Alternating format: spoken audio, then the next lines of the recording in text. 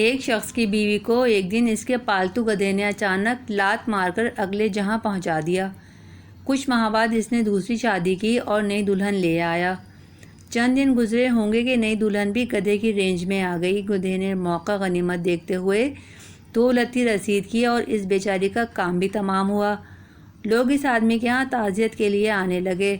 حاضرین میں سے ایک شخص نے نوٹ کیا کہ جب عورتیں دوران تعزیت اس شخص سے کوئی سوال کرتی ہیں تو وہ شخص سر کے اشارے کے ساتھ ہاں کہتا ہے، اور جب مرد سوال کرتے ہیں تو وہ سر کو جنبش دیتے ہوئے نہیں کہتا ہے۔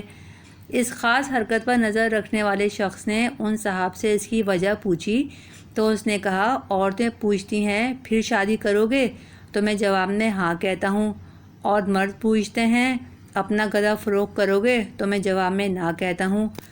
یہی حال لندن ایون فیلڈ میں بیٹھے ہوئے ایک چور کا ہے۔